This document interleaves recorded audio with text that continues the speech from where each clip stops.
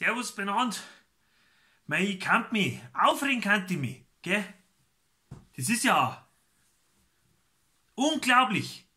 Beschissen wärst. Oder? War ich beim Metzger. Als Verbraucher wärst du nur beschissen. Beim Metzger war ich. Hab ich mir Bierwurst, gell? Bierschinken, Bierkugel, ne?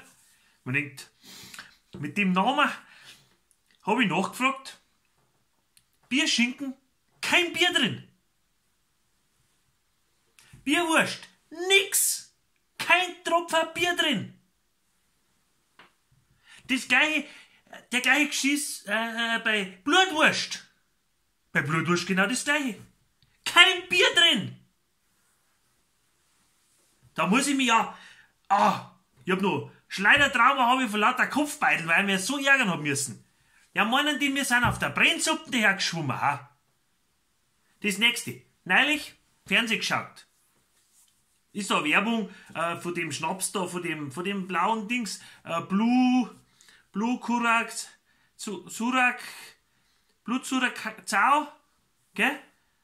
Werbung gekommen. Super, so viel gut. Hab ich mir jetzt gekauft, gell? Bin ich extra heute, hab ich mir einen gekauft. Also ich weiß es nicht. Meins ist das nicht. Uah, ich find, das schmeckt hundselendig, dreckskreislig. Uah. Aber so wärst du beschissen, gell? Passt ja auf, Leute. Lasst euch nicht alles einreden, hinterfragt's, seid kritisch. Das ist ja... Ich meine, jetzt hab ich ihn gezahlt. Das auf ihn, oder? Aber verlasst euch nur auf Sachen, da wo ihr euch sicher sein könnt. Die ganzen Werbetricks, weg damit. Ich verlasse mich, Asbach Cola.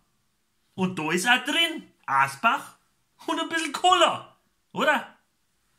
Ja, den trinke ich jetzt. Habe ich mich wieder beruhigt. Also, macht es gut.